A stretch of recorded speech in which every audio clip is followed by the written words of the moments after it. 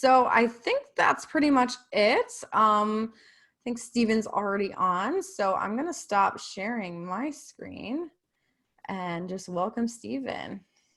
Hey, how's it going? Good. How are you You doing? hanging in there, Candace? I know you have a long couple of days. You doing okay? Oh, yeah, I'm doing just fine. It has been a long couple of days I'm gonna though. send you a box of B vitamins for all this. That's probably helpful. Thank you so much for being here. I figured we could wait like a minute or two, Okay. just to get started in case anyone's specifically tuning in, for your session in a few minutes. But kind of the question of the day, since we have this mixology class coming up, is what is your favorite cocktail or drink? Ooh. Well, I'm not a huge drinker. I got my green tea here. I'm kind of a Oh, kind of a tea guy. green tea counts as But something yeah, as well. if I don't know that I would mix that with anything, that might be a little gross. But if I were to be at a party or some shindig, I wouldn't turn down a nice gin and tonic, I would say. I think that's Mm, kind of a go-to. Yeah. Nice, classic. I think that was refreshing. said earlier as well. That's So you're in good company here. good. Looking forward to our mixology session that you're Yeah, sponsoring. So that's awesome. I Thanks for love it. sponsoring. It's pretty fun. um, so I mean, I'd want to we can get started in just a moment, but let me provide a little more context. So Steven Shattuck, that's joining us. He is the Chief Engagement Officer at Bloomerang. He is a prolific writer and speaker, and he curates Bloomerang sector-leading educational content and hosts weekly webinar series, which features the top thought leaders in the nonprofit sector. And I think Steven Shattuck is also one of those top thought leaders in the sector, and you're going to get to hear from him today.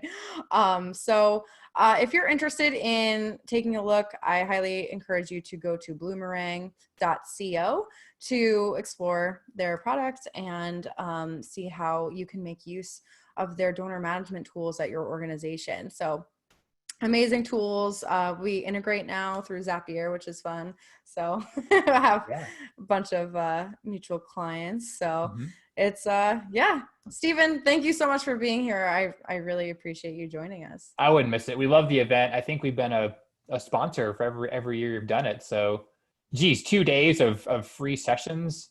That's awesome. So, thanks to Rob for believing in it and Candace putting it all together. None of you will ever understand how hard Candace has worked over the past, not just 2 days, but and I know Jen has done a lot too. I moderated a webinar today, one hour webinar, and I had to like lie down for 10 minutes. Like, can't imagine 2 days of it, but Woo, keeps this your is kind heart of rate fun to, up. yeah, it's kind of fun to go last. I got to hear Nathan's, man, to follow Nathan, that's tough because those folks at Next After are really great. But I hope you all have been enjoying the conference here. We're going to try to end it on a high note. I just have some data and case studies for you. I don't have a ton of philosophical platitude type things for you, except for maybe one little bit at the beginning that we'll get to. Yeah, thanks for hanging in there till the bitter end. Like you heard, I work at Bloomerang, which I'll talk a little bit about at the end, but not really going to belabor what we are. My job there is to basically do things like this. I do a lot of research and looking at data from our customers, just to kind of see what's working and what's not, and love sharing the word about that. And then I also do a little bit of volunteering on some other groups who are doing that kind of research kind of broadly. So it feels like I'm kind of cheating because I just get to do fun stuff like this all the time. So let's dive in. So I kind of want to set the table and explain a little bit about the background of this presentation. So I kind of want to rewind to late March, early April, the beginning of this COVID crisis that we're still kind of in the midst of. We were looking at our customer results in those early weeks, days and weeks of the crisis, and we were noticing a lot of our customers were just hitting it out of the park. They were seeing huge increases in revenue. It seems like they were doing a lot of successful fundraising. Of course, there were some orgs that wouldn't surprise you that they would have been, successful during that time. Certainly food banks and folks on the front lines.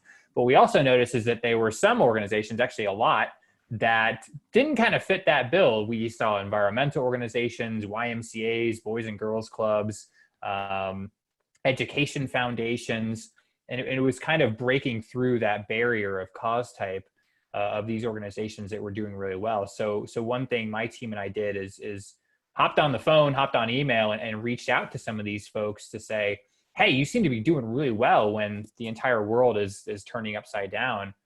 What are you doing? Like, what is it that you've been doing? How are you fundraising? What are you saying? What are those tactics? And I convinced about a dozen of these folks to sit down with me in kind of a format like this.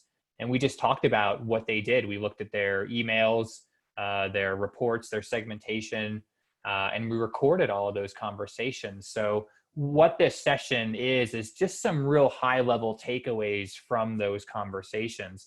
But I would encourage you, if you're not sick of watching webinars after these last 2 days, hopefully you're not, maybe give it a little couple days buffer, but check out this page. Just go to bloomerang.co/COVID-19/success. And you'll see an archive of all of these conversations. We did a little bit of a case study on each where you can see their emails, you can see, more about what they did. And, these folks were really gracious enough to kind of give away their secret formula. But one of my favorite things about it is it kind of spans cause type. So all of you listening, I think you'll find things that you can take away. And maybe you're thinking, okay, Steven, it's late August. It's been a little while since all this started. Can we still replicate and emulate some of these things? Yeah, I think you can. This isn't going to be our last crisis by any means, but even some of these things that they did early on can certainly kind of help you now, even though we're kind of in the tail end of the summer. So 5 basic takeaways from me. We're going to dive into each, like I said, kind of pulled from those conversations. Number one, it may seem like kind of a cop-out, but one reason why these folks were successful at fundraising is because they didn't stop fundraising. They were bold in their approach. They didn't sit on the sidelines. They went out and fundraised. So we're going to talk a little bit about why that is worth talking about. And then we'll get into the nitty gritty. We'll talk about communication segmentation. I know you already heard a great presentation on segmentation. I'm going to kind of contextualize it for this specific crisis. We're going to talk about stewardship and how you can do stewardship personally, right? It doesn't just have to be digital. It can be in person, as much in person as we can do since we're all quarantined. And then we're going to talk about events. Events, of course, came up in all of these conversations. It was late March, early April. A lot of these folks had spring events that kind of got turned upside down. But I know a lot of you are probably thinking about your fall events, maybe going virtual. Should we try in person? If we do virtual, what should that look like? I got some specific examples and some advice for you to think about your events moving forward towards the end of the year. So first thing is don't stop fundraising. Don't let a crisis sideline you. I know there's that famous quote, something like, don't let a good crisis go to waste. And it can seem a little bit of a shrewd kind of mentality, but I think it does apply to fundraising. As I was talking to these folks early on in the crisis, we're also hearing from a lot of customers, not just customers, but nonprofits broadly that we're kind of plugged into. A lot of folks saying, we're not a food bank. We're not providing masks or medical supplies. Should we fundraise? Should we try to go out and talk to these people? It doesn't seem like that may not be appropriate for us. And this kind of came to head. I was on a webinar and someone posed that question to the presenter that I had on as a guest. They were a library foundation. They said, we're just a library. Should we be fundraising right now? It doesn't feel right for us to be doing that. And it kind of broke my heart, and I got a little fired up. I got fired up enough to send out a tweet that you can see here, which is to say, I think every cause type right now, and especially now and particularly back then in late March, has a good case for support. I would feel truly bad if anyone listening on this webinar thought that they're not worthy. I think all of you are worthy, no matter what you're doing, whether you're environmental, you're a theater group, a library. I mean, gosh, I got 2 kids running around downstairs all day, every day, we used to go to the library every Saturday morning. It was kind of a ritual for our family.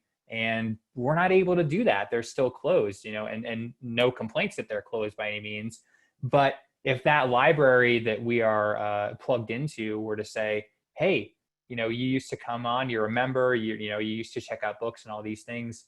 Can you support us monetarily? Because these folks that cared about you before the crisis, they care about you during the crisis and after the crisis now. So don't decide for the donor. This is kind of my sermon for you over the next hour or so, and we'll get into the nitty gritty stuff. But if you decide for the donor, you're taking away any possibility of getting revenue from them. These folks want you to be around, right? If you're closed, if your doors are closed right now, if your services have been limited, all of you have a case for support no matter what you're doing. So I hope, even we're talking about this in late August, that hopefully a lot of folks aren't feeling this anymore. But again, there's going to be another crisis, right? It could be global, it could be national, it could be concentrated to your local area. There's still people who care about you, even if there may be a very pressing sort of urgent need elsewhere in the community. And we kind of put this theory to the test. We looked at, okay, how are organizations communicating in terms of their appeals? Are they sending appeals, first of all? If they are sending appeals in those early days, March and April, were they sort of contextualizing it for that current crisis? And we found that the organizations who fundraised did better than the ones who don't. So that's the first bar and the third bar. That probably won't surprise you to see a big difference there. But interesting, if you look at the first bar and the second bar, both groups, tried to appeal to their donors, but the organizations who sort of wrap that appeal and sort of address the elephant in the room, hey, it's coronavirus, we're struggling, we need your help right now, we have an urgent need. Probably won't surprise you to see that those organizations, those appeals performed much better than the ones who were just kind of sending out generic appeals, but not mentioning how the crisis was affecting them, why they were asking for money right now, and all those things. So this is comparing revenue in March and April of 2020 to revenue in March and April 2019. So they were seeing, almost 30% increases in some cases versus the previous year, which was a totally normal, or I guess somewhat normal, March and April. So if you're still sitting on the sidelines, I hope this has been a little bit of an encouragement to get out there. And if you need help, let's ask for it. Don't just stay on the sidelines because you think that your cause isn't worthy right now. I think that's total malarkey, to use the Turner phrase. I think all of you are worth it right now. And there has been some data, the Chronicle of Philanthropy put out that donors don't seem to be really changing their habits, at least as of the date of this study.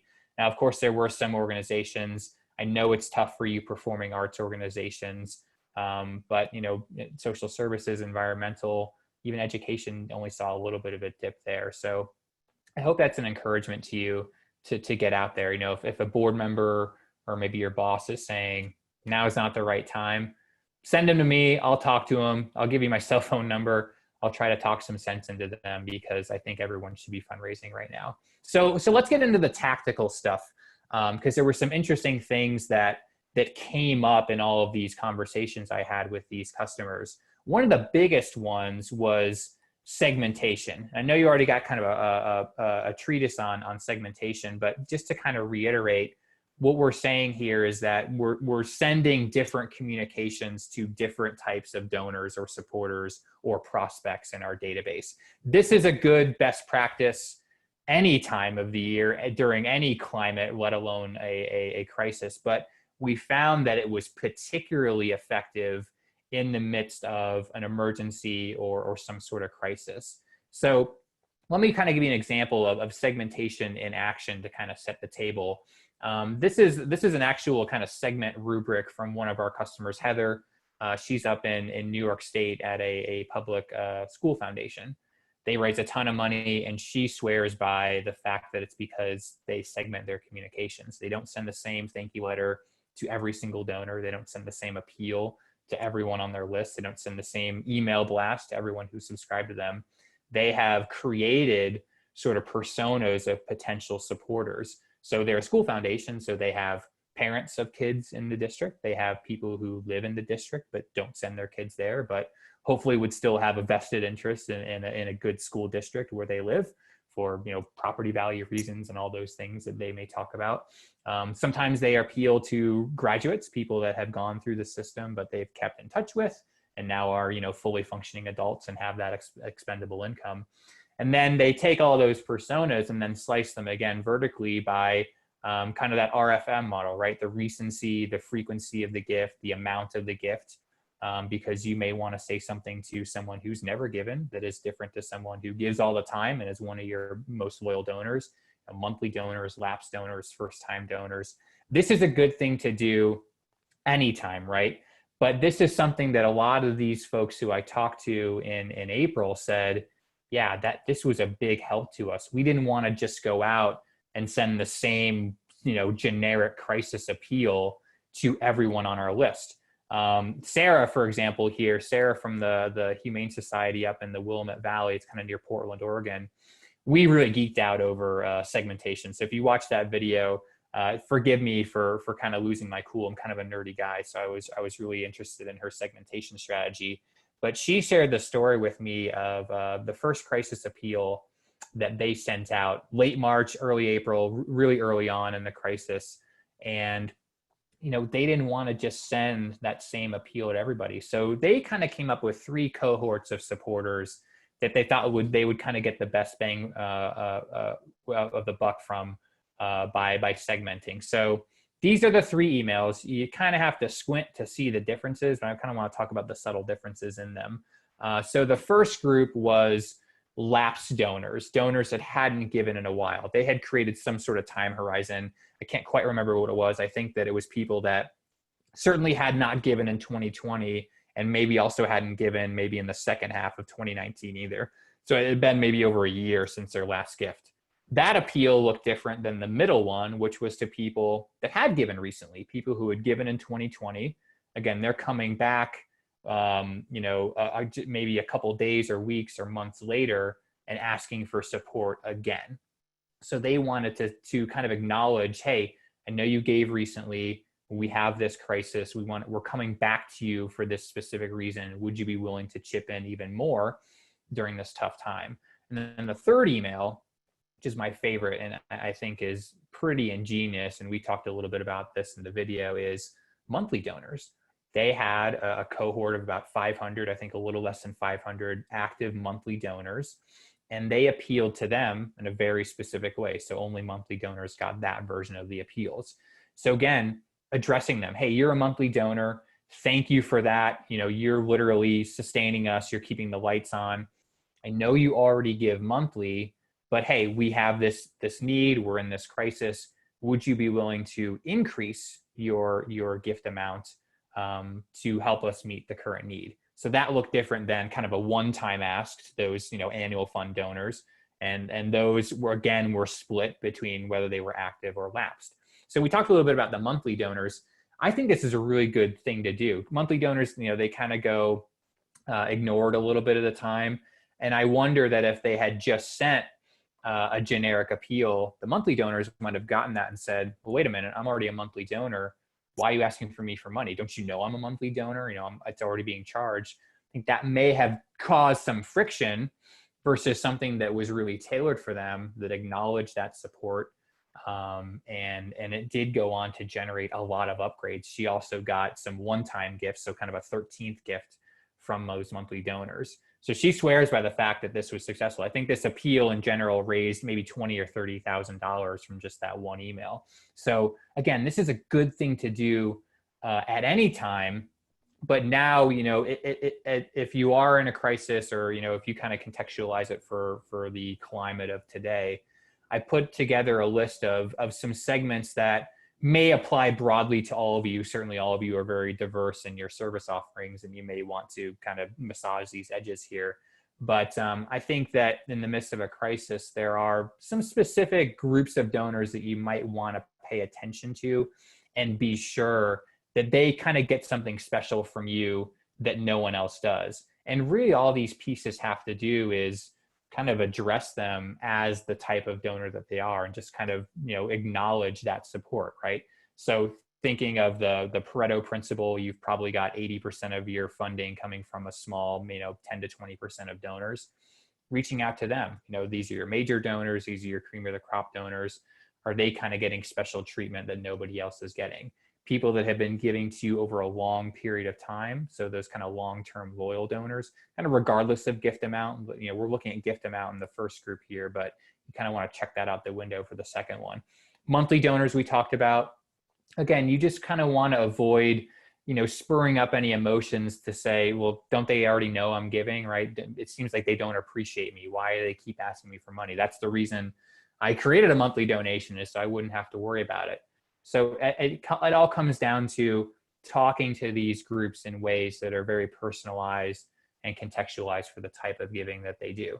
So if you're interested in kind of this list, I think it would be a good exercise for all of you to think about, okay, who are some similar groups of supporters that within the group they are similar, but are very different from those other groups that we could potentially put together.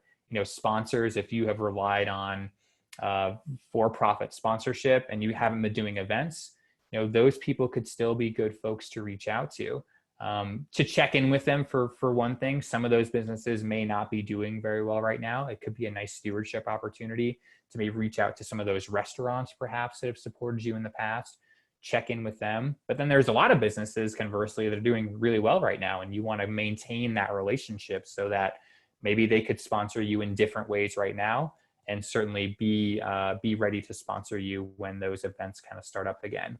One group specifically that I think bears a lot of attention, especially when you look at now, late August, going back to kind of mid-March, is brand new donors. Have you gotten brand new donors since this crisis began, since mid-March? If you have, though, that's pretty significant, right? For someone in an economically uncertain time to start a donation with you, you've done something right communicating to that person. But you want to make sure that goes recognized, right? Hey, Candace, thanks so much for your donation. I noticed it was your first donation. Wow, we're so happy to have you join the family. By the way, how'd you hear about us? Why do you care about our cause? Thank you for trusting us with your hard-earned dollars to make an impact out in the world. It's a tough time for a lot of people, so we just wanted to acknowledge that. Go a little extra further on the first-time donors. Again, a good thing to do at any time, because the retention rates for first-time donors kind of stink. They're only about 20%. So 8 out of every 10 new donor never gives again. They don't come back and give a second gift. So you definitely want to retain those people. And there's a mountain of research that shows that it comes down to thanking them, reporting on outcomes, and making them feel really special. So if you don't have kind of a first-time donor communications plan, insulate those people, make sure they're getting things that only first-time donors are getting. A lot of this plan is designed to make sure they feel really appreciated and to get to know them. You want to learn something about these people so that you can put that knowledge to work when it comes time to go out and ask those folks for money. And you should do that early on, within the first 90 days.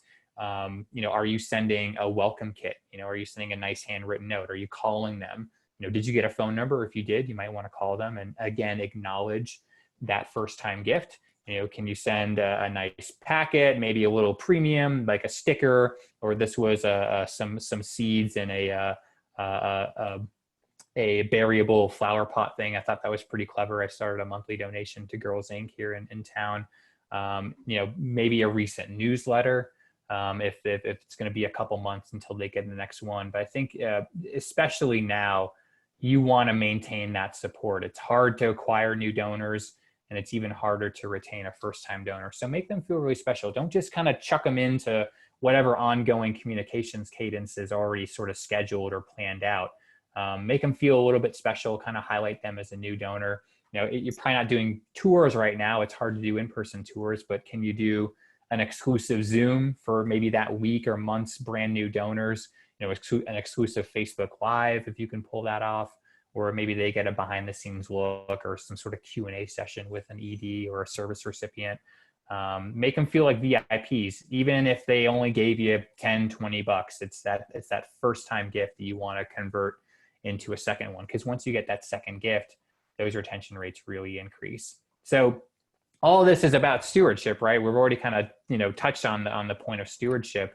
But that research I mentioned, this isn't the only donor loyalty research study out there. It's one I really like, but Donor Voice found that, the way you keep donors year after year is telling those impact stories, saying thank you quickly, getting to know them, right? Making sure that they have some sort of feedback mechanism or an open channel of communication. And making sure that they feel like they're part of the fight, right? They're right there in the fight with you.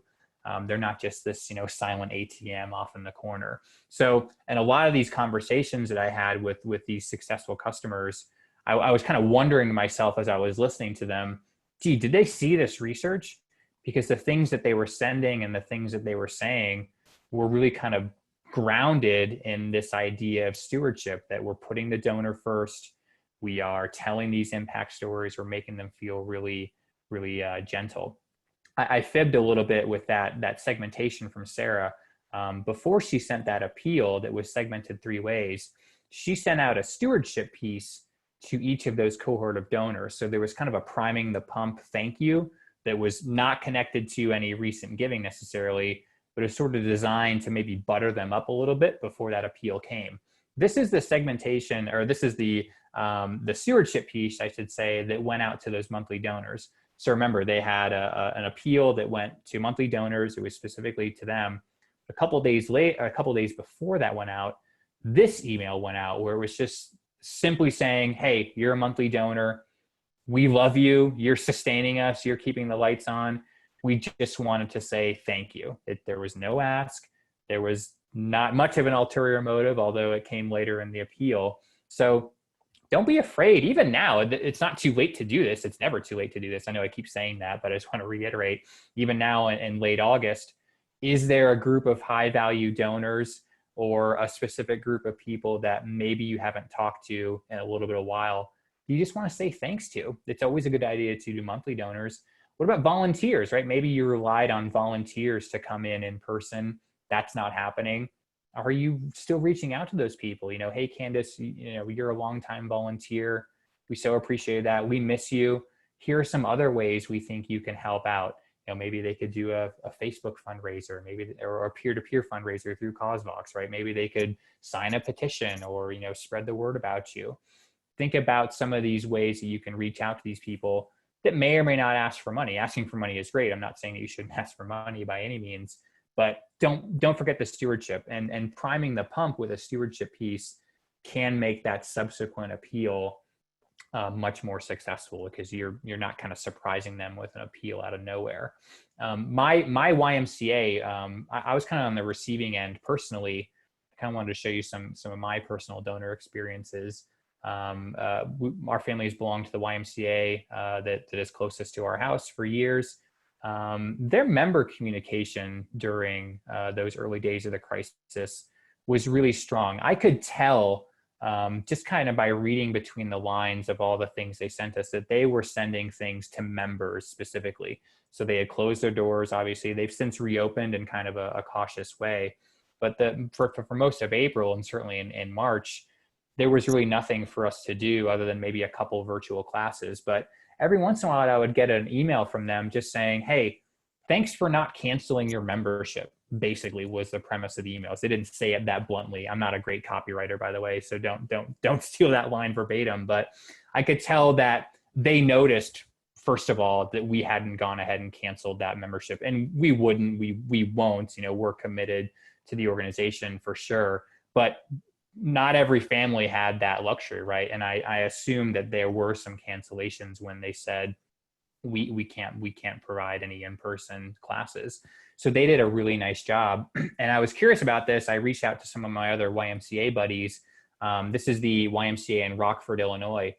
They actually crafted a really specific campaign around this concept, the Stay With Us campaign, where they were very actively reaching out to members saying, you're a member, we're still here. We want to be here when this is all over. This is how you can help. And by the way, we're still doing things. We're still providing meals. We're doing virtual classes. We're not just sitting around doing nothing. So they really were able to maintain their membership levels at a pretty good rate, at least compared to kind of the average. At least that's what they said from other YMCAs. So again, you might be thinking, it's too late. It's August, but there's going to be another crisis, and maybe you are still, your doors are still closed. Reach out to people, kind of make that case for support. We want to be here. You can be part of that when this is all over. Another aspect of stewardship I want to touch on real quickly is don't be afraid to reach out to donors and kind of ask them how they're doing. My buddy Drew, who awesome fundraiser, I've known him for a few years, kind of in the Bloomerang community. He wrote a great blog post for us. I won't spend a lot of time because I think you should just read the blog post. He will explain it a lot better than I will. But one thing that he did at his organization is kind of ran some reports, who are some high value donors, people that we absolutely do not want to lose. And they did some personal outreach. They called him up and said, hey, how are you doing? Hey, Jenna, how are you doing?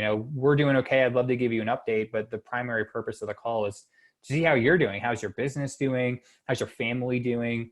Pure stewardship. So he put together a real nice rubric if you want to do that. Maybe some of you already done that. Maybe you want to encourage your ED or board members to reach out to those, major donors, or maybe people that have pledges, they're in the midst of a 5-year pledge schedule. Maybe they've written you into their will, kind of things like that, or whatever makes most sense for you. But don't be afraid to just reach out to your donors and ask them how they're doing, right? And as much as you can do it. And obviously you want to start at the top of the pyramid just for common sense reasons, but go all the way to the bottom if you can, because all your donors matter. Obviously, even if they're only giving you, $25 a year, $5 a month. So the personal touch. We're all quarantined, but we saw in our customer data set a lot that people are kind of rediscovering personal outreach methods, right? Because we can't do events. Even direct mail in some cases is tough to send out right now. I love direct mail, even though I'm a millennial. I don't like that stereotype, but the phone, using video conferencing to meet with donors. These things really work. I got some data to kind of back that up. We saw that those things had been recommended over the years, again, during normal times. There's all kinds of research from Penelope Burke and Jen Shang. They're always talking about the power of preemptive thank yous and phone calls right after the gift. We wanted to look at, does that bear out in our customer set kind of pre-COVID? And then did that also work during COVID? And the answer to both is yes. We looked at organizations who were calling their first-time donors within the first 90 days of the gift versus the ones who weren't doing that. So this data is pre-COVID. We did this study around January, not knowing what was going to happen a couple months later. But we found that the organizations who were calling new donors, their first-time retention rates were way higher than the ones who weren't, especially if they were calling multiple times. So these are pure stewardship calls, thank you calls, kind of getting to know you calls, update calls, report calls, things like that. Not only were the retention rates higher, by the way, to go from 33% to like 60% first-time donor retention rate, the lifetime value math on that, I'll send you a spreadsheet if you want, if you're kind of a data geek like I am, but huge, ridiculous increases in revenue from those people. And not only did they get more retained donors, but their second gift size was greater than the people who weren't stewarded, but did also give again.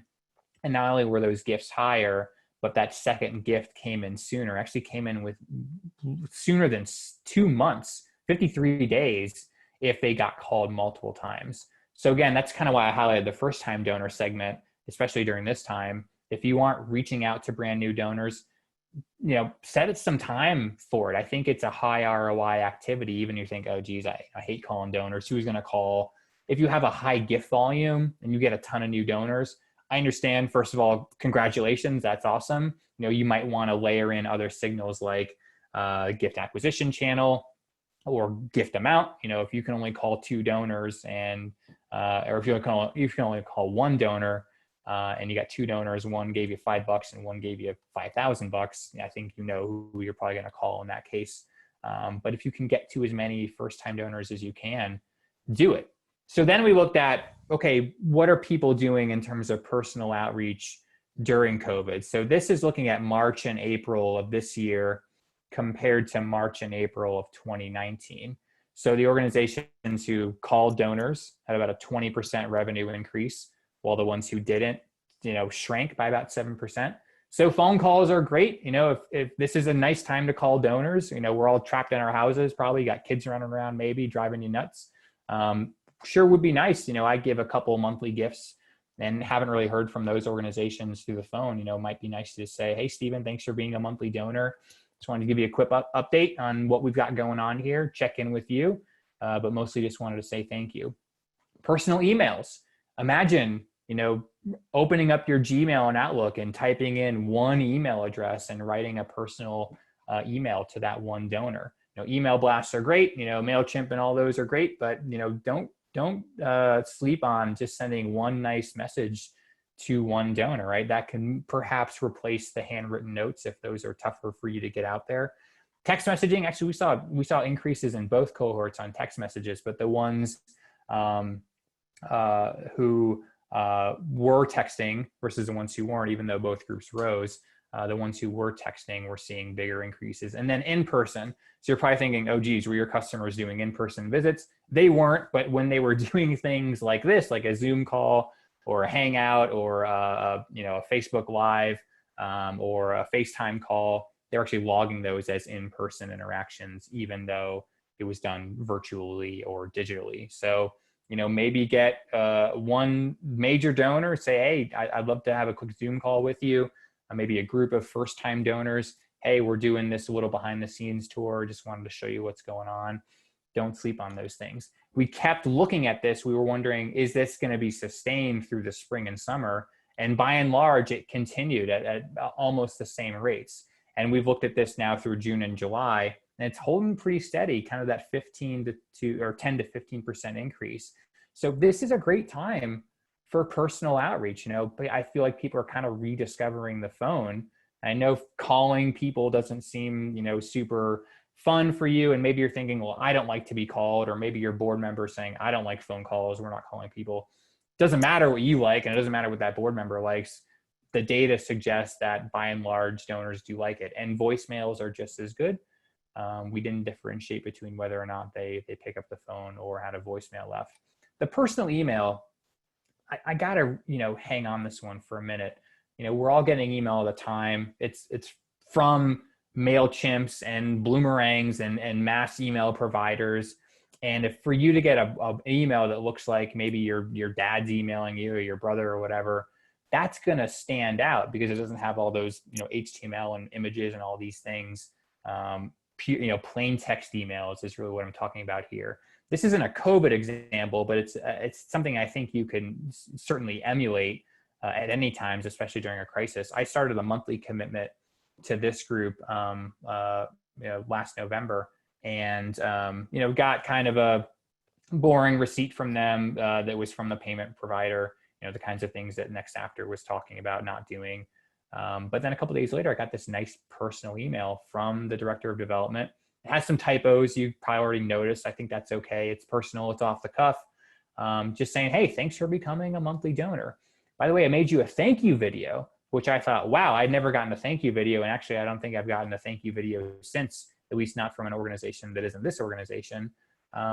What a great tool to use, especially now when we're all social distance. There's so many software providers out there that can do this. You can do it through YouTube. There's awesome specific nonprofit thank you video companies that are all fabulous if you want any recommendations there. But Mike, I actually called him up after I got this video and said, Mike, tell me about these videos. I've never gotten a thank you video. Who do you do this for? Why do you do it? And he said, again, going back to segmentation, they have specific cohorts of donors, monthly donors being a significant one, where they make videos for them. 60-second, 90-second video, no editing. There's some ums and uhs and some, verbal flubs. It's okay. It's totally authentic and personal. But in this video, basically the director of development, Mike, is just saying, hey, Steven, thanks for being a monthly donor. Just want to tell you a quick story about what monthly donors allow us to do at the organization. And he talked about this strategy meeting that they had that, they take time every month, stop working. They kind of take a long view approach to the organization, and kind of tied that back to monthly giving, the kind of the sustainable nature of monthly giving, which I thought was pretty smart.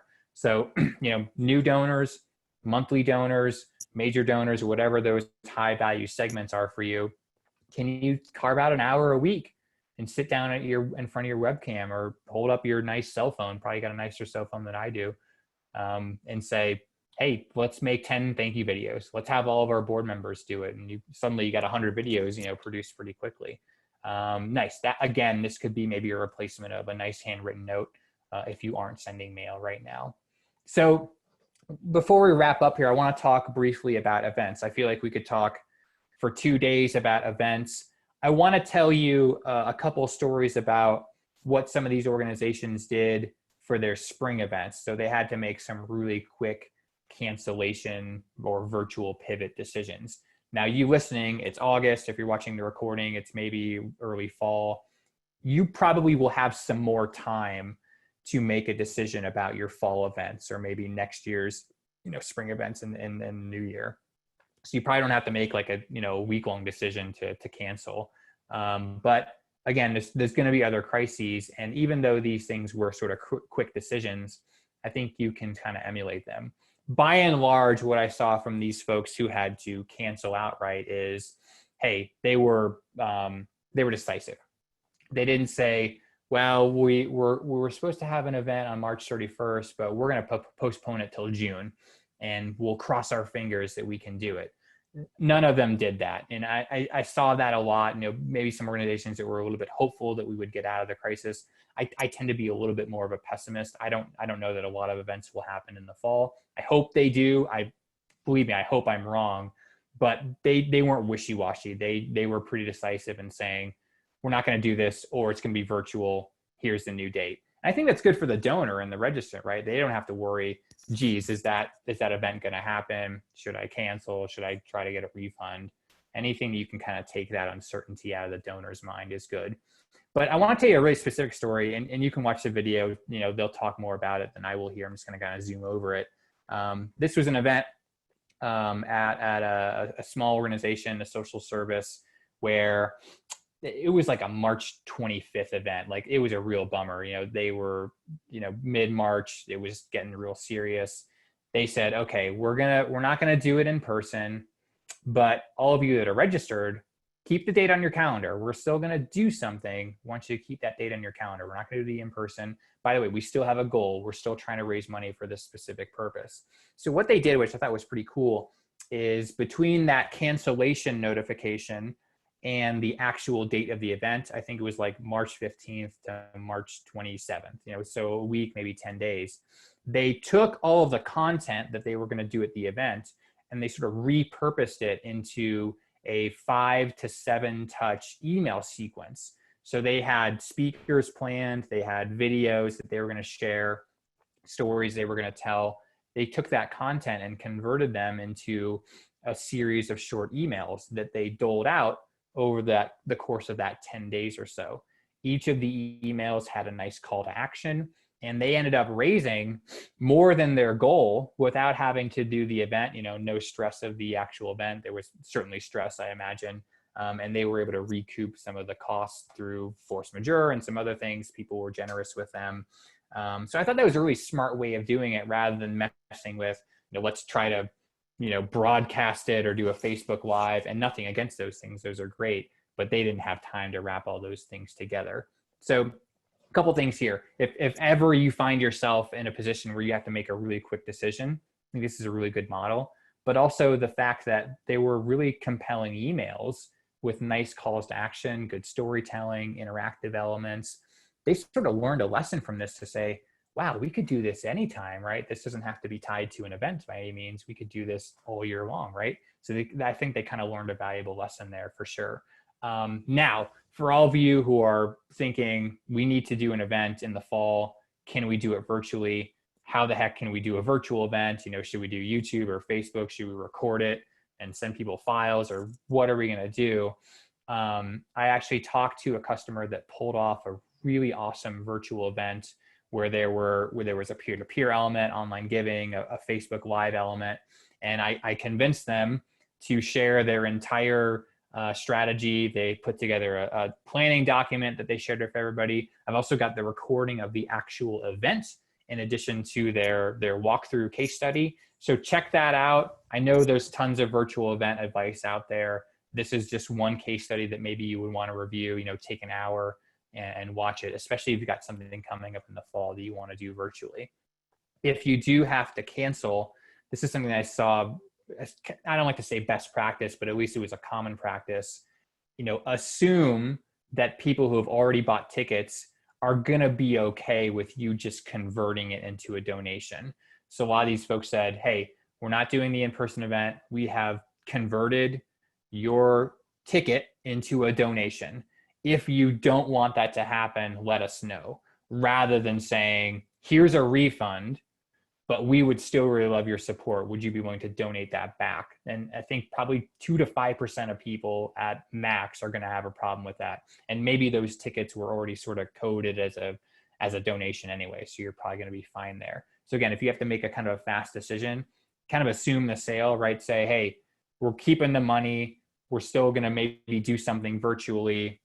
Just want to let you know. But if you want a refund because we're not going to be playing golf or we're not going to be dressing up and having a gala, we'd be happy to refund you.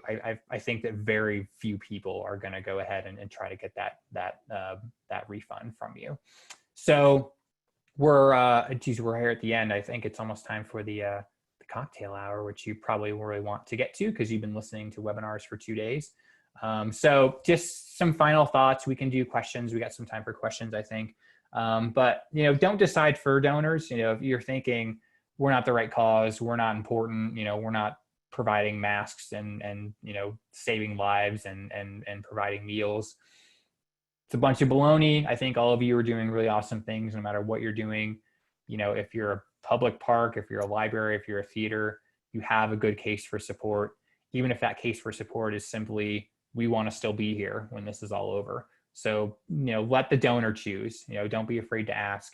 And I think the people that supported you last year at this time still want to support you by and large.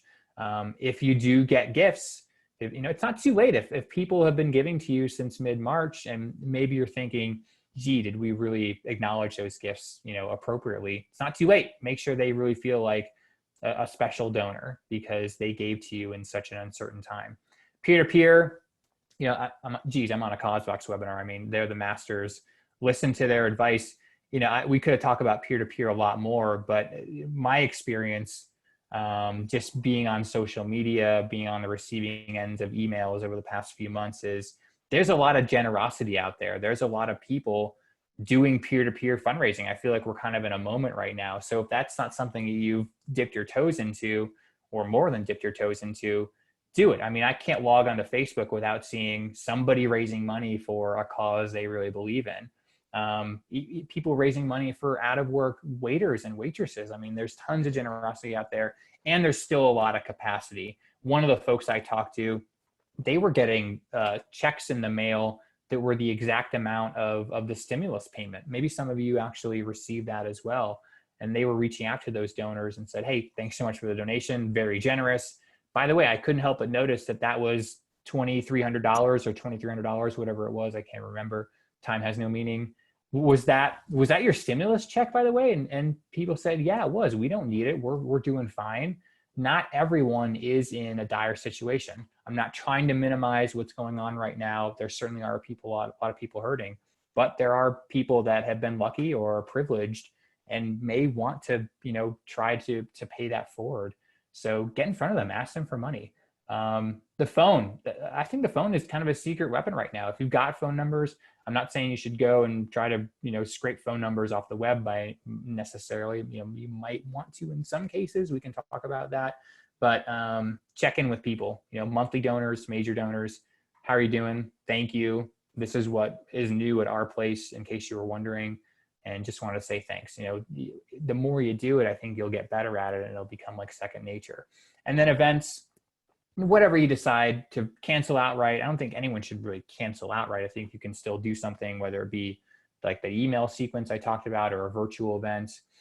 Don't say, you know what, we're going to push it to November, we're going to push it to February and hope that it happens. I just think there's too much uncertainty. Now, I'm not an epidemiologist. I'm not a medical expert.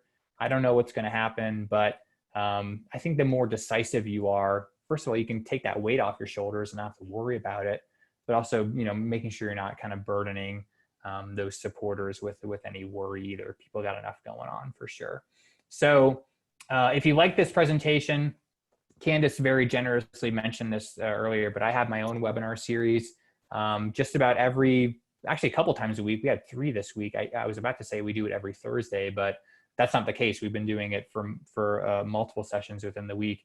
You don't have to listen to me. You only have to listen to me introduce someone if you're sick of hearing my voice. But way smarter people than me for sure come on. Totally free, about an hour long. Typically, we record them. So if you can't attend live, but you see something on the schedule that interests you, check those out. We also put together a case study library for specific COVID-19 fundraising campaigns. We got templates on there, videos, every blog post we could find on the topic, totally free. We've got some of our other standard resources. You don't have to be a Bloomerang customer by any means to take advantage of those things. Although if you are interested in Bloomerang, check out our website. There's a lot of really good providers of donor management software. No problem. If you're happy with your system, I'm happy for you. But if you're thinking of changing or shopping, maybe looking for your first system, at least take a look at us. So yeah, I'm happy to hang out for questions, Candace, if we have time. If we don't get to your question, email me, tweet me. I'd love to hear from you on LinkedIn. I also wrote a book, which you can find out if you want, if you kind of like this advice. I talk a little bit more about those topics. So yeah, thanks for having me, and thanks for hanging out till the bitter end. Yeah. Thank you, Steven. What a great presentation. We have I want to have us do at least a couple of questions, even though we're pressed for time. But yeah, so I would say there's a lot of great questions that have come in. I'm just seeing them. I was kind of ignoring them. I don't know felt bad, but and I think I might have missed 1 or 2 that came up in the chat as well. But yeah, anyone that you that jumped out at you that you want to answer? Let's see here. Here one from Jennifer. How can we have board members do thank you calls right now without compromising our donor data? So I think the idea there is you don't want to necessarily let board members know maybe gift amounts or how often they've given. I totally get that. For board members, I think board members, and there's some data to back this up, especially from Penelope Burke, where having board members call brand new donors after their first gift is good. And in those cases, all they need to know is the name, the phone number, and the fact that they're a new donor. They don't need to know gift amount or payment type, anything about the donor, except that, hey, they're new, and board members are really good, according to research, to call those people. So if you can provide that list to board members in a secure way, in a way where you're not, emailing a list of phone numbers in an unsecure way, do it. So one thing that Bloomerang does, I don't think we're the only database, I'm not trying to do a Bloomerang commercial, but you can tell other users in your system to say, hey, you got a new donor, you should call this person. And again, you don't have to be digging into that data. But, as a board member, they are, they're governance agents of the organization. So I would be surprised if a donor felt that maybe they were being intrusive. Since it's a board member, it's not just like some random volunteer or some person that you hired, like a call center. They are an agent of the organization. So I would be really surprised if you had anyone kind of throw up their hands. And the way to overcome that is if you get a phone number versus if you don't on that first time donation, right? You're not always going to get a phone number, but if you do, and if it was like not required on the form, like they gave it to you kind of unprompted, I would feel even better about calling that person. That's almost an invitation. Yeah. But data stewardship, I don't think we have to talk about some of the data breaches. I think what's going on there. So be careful. I always lean towards the more conservative. But if you can get that list together, there's no reason to share any other information other than the fact that they're a new donor. This is their name, and here's their phone number. Awesome. And Steven, I think we have time for one Okay. last question. I did put in your email. So of Yeah. all the questions that we didn't get to, I recommend that you reach out to Steven. You can also reach out to us. Happy to help with your questions as well. But yeah, I think the last question, I like Sherry's question, which is basically summing it up.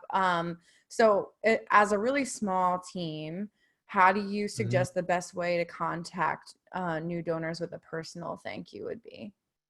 Yeah, she's saying they got over 100 first-time donors over the Mm-hmm. 4th of July. Um, that's great. So all 100, I think, are worthy of outreach. Now, Sherry, you're a one-person shop. I know that seems kind of daunting. I would look at gift amount, right? I would kind of, I hate to rank people by their gift Mm-hmm. amount. It's not one of my most favorite segmentation strategies, but in this case, I think there's some common sense. Start at the top because you want to retain that dollar amount, right? You want to retain those people. Other things I would look for is, depending on the organization, Sherry, I'm assuming you kind of have a local footprint. If any of those 100 don't live in that local footprint, I might prioritize those people outside the footprint. Now that may seem a little counterintuitive, but let me back it up here. They don't live in the community you're serving, so they don't actually benefit directly from it, but they still felt compelled to support you. There might be something going on there. There may be some growth potential there because of how much of a kind of a distance it is from them and the mission. Maybe they used to live in the community. Maybe they used to receive services from you. There may be something going on there. I'm a big fan of the out of town donor, looking for that signal. 100 handwritten notes might be a little onerous. 100 phone calls might be tough. Can you make 100 videos? Would you be comfortable just opening up your webcam and very quickly, write yourself a little bit of a script? You'll kind of get into a groove. I think you'll be surprised how fast that goes. Then I would turn to voicemails if you have phone numbers. And then for the people maybe you don't have phone numbers for, then maybe go down into handwritten notes. But I would prioritize the gift amount there just for common sense reasons. Mm-hmm. But are there other people who can help you? Going back to the other question, do you have a board or do you have volunteers? Is there anyone who could maybe help you with that stewardship, where maybe you could get together? I'm not advocating, physical in-person visits, but could you have someone come over and sit on your porch with you outside in a safe way, and then you just kind of all knock them all out? So, but yeah, Yeah. as many as you can get to. Don't feel bad. There's always people like me who are just layering work onto you and making you feel bad. Don't feel bad. Mm-hmm. Whatever you can do is better than nothing. Right. Yeah, I couldn't say it better myself. We're all so pressed for time. Yeah. Everyone's wearing a bunch of hats, like Yeah. you can only do your best, and make sure that you leave time for yourself too, and don't feel too guilty if you can't get to all of your wish list Yeah. items. Awesome. Well, thank you so much, Steven. So I wanted to, we're gonna do a quick wrap up in just a couple minutes here, and then get ready for the mixology class. I think we're running about 5 minutes behind, so apologies everyone. But Steven, I wanted to give you just a minute or two to tell us a little bit more about Bloomerang.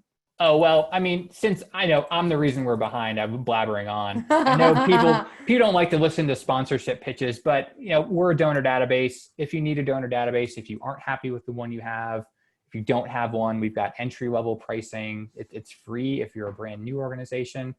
Check us out. You can watch videos, case studies, bloomerang.co. It really is .co, not .com. Although if you go to .com, you also get to us. But we just want to be different. We like being different. Yeah. But we've seen our customers kind of thrive during this period, and we'd love for you to join that family. So that's my commercial. I don't want to belabor it because you've all been getting great info, and they want the cocktails. So yeah, Yes. we're pretty easy to find. Yeah, awesome. Well, thank you, Steven. Sure. We're gonna try and paste that. I think I actually pasted that link in earlier, Yeah. but I'll paste it in the chat again. So I encourage all of you to check it out. And I think they were doing 10% off Yeah, for any first year. summit attendees. So take a look at that. Just tell them Steven sent you. Yeah. Tell them Rob sent you, Awesome. actually. Yeah. Thanks so much, Steven. Thanks, guys. Great insights. Appreciate having you. I'll see you at next summit, and hopefully we'll connect in between. Hopefully.